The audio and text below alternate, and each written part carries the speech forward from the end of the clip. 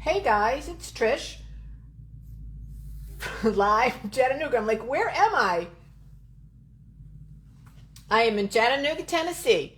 How are you guys? Oops, let me get my hand out of there while I manipulate my screen and get everything set up so I can see you, so you can hear me. It's Monday night, everybody. It's Monday night.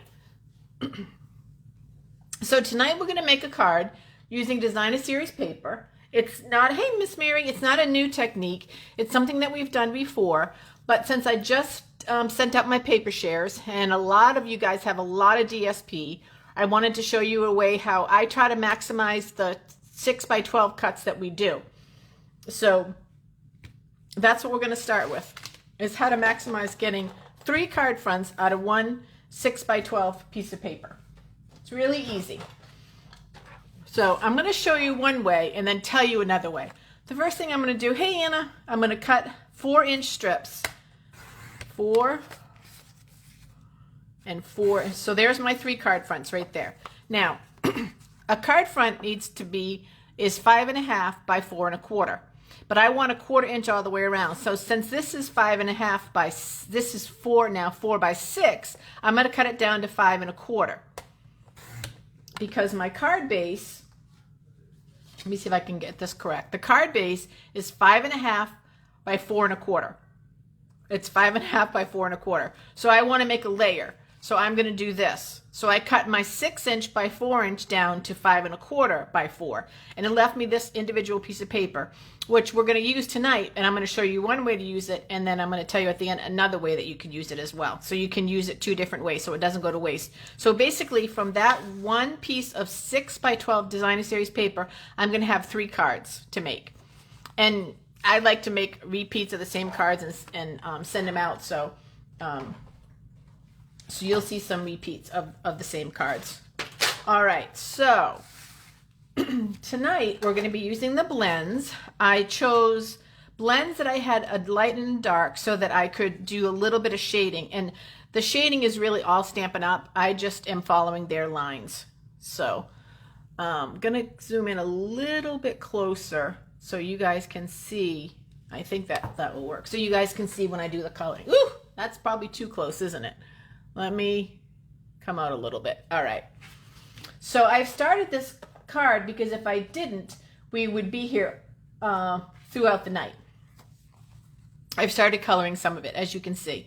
Now, this is not the same Design a Series paper. This is the same family, and it comes from Perfectly Penciled Design a Series paper. You can see it on page 133 of the catalog.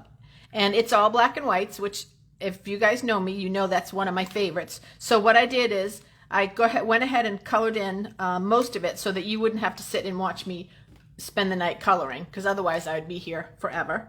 So let me go ahead and finish. Now, the beauty of watercoloring with blends, and this paper most especially, is it's very forgiving. You don't have to worry about being perfect and being in the lines. Do I have the right color?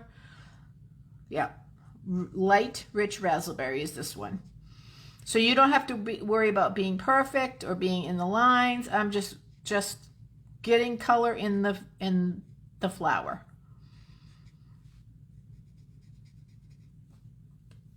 And almost done my rich raspberry, the light. I'll do this one just to bring some color to the page. And then this one. Okay, and then over here. After you're done, then you think you're all done and you go back and you've missed like 3 things. Now, I'm going to put that to the side, and I'm going to get the light granny apple green, which, again, if you know me, it's one of my favorite greens. I use it for everything. For you guys that have been around forever, this will remind you of Gorgeous Grape and no, Lovely Lilac and what was the green I used to always use?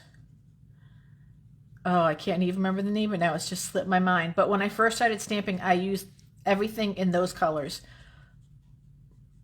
Lovely Lilac and what was the green that I used? Now I cannot remember.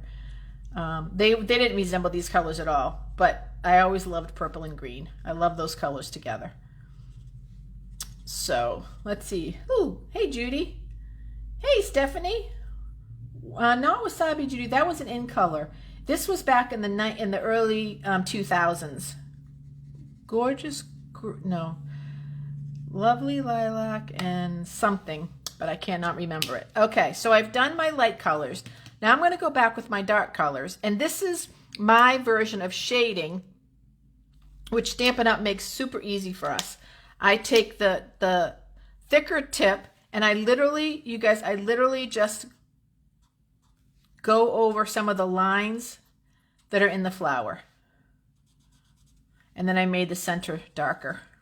You can see in the ones that are dried. I literally just go over a few of the lines. Doesn't even need it, but I think it looks nice, and it does add a little depth to the card. And there is that in the rich raspberry, and now the dark in the granny apple green. Again, it doesn't need it, but in person, it does make a difference. That shading that adds some veins to the leaves, it looks really cool. And as you can see me doing it, I am literally just like wherever. I am not taking any time at all to color it in. I do love coloring, Cindy. I did it this after work this afternoon, and it was very relaxing. And I find it even more relaxing because I don't stress about whether I'm in and outside the lines and stuff like that. I just don't let that, you know, be a driving force. I just do it to have fun. Julie from Irving, Texas. You must be on vacation. That's fantastic, Julie. You made it, so that's really good. And hey, Patty. Patty, do you remember the color? What was the green that I loved? It's just slipped my mind. I don't remember how long you've been a demonstrator, Patty. I can't remember. Okay, so on this card, I'm going to put it on a black base like that. Let me get my supplies out.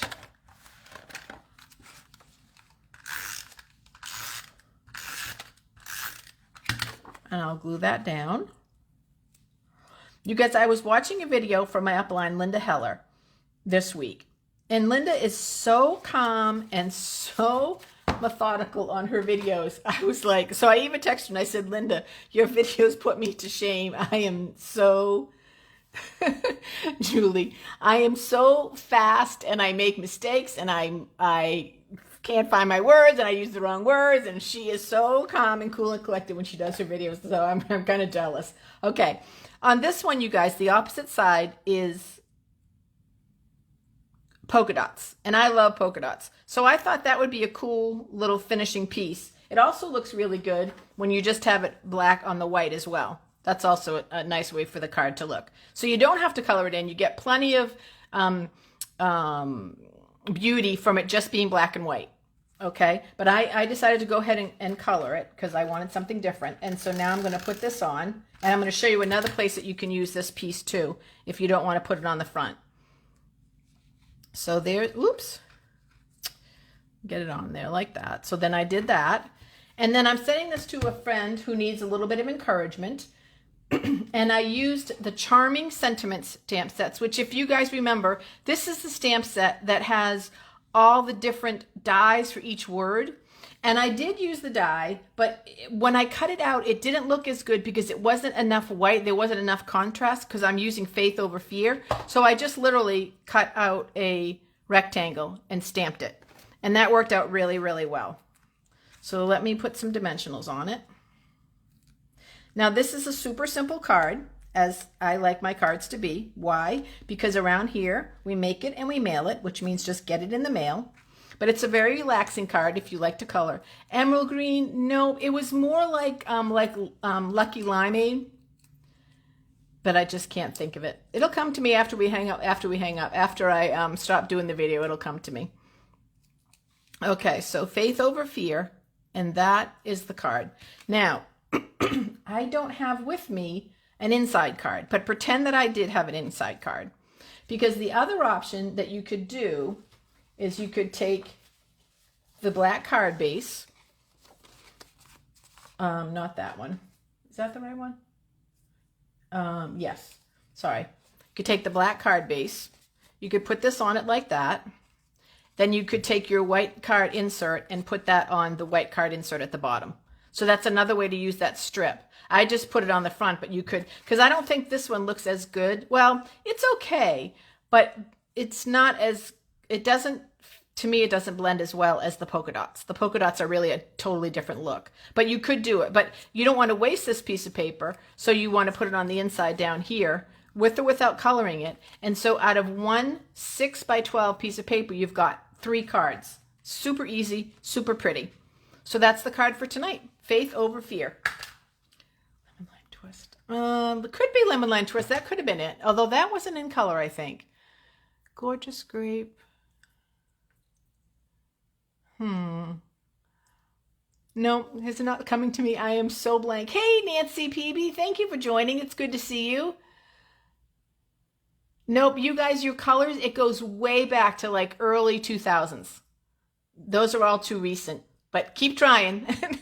It'll come to me, and then I'll post it, you guys. I promise I'll post it. All right, let's see if I've missed anybody. Thank you, Anne-Marie, for saying the card was beautiful. I appreciate that. Hey, Miss Karen Brevard, and Miss Karen Code was on here, I think, and then I might have missed her. All right, girls, tonight is Monday night. We make it and we mail it around here, and that's what I'm going to do.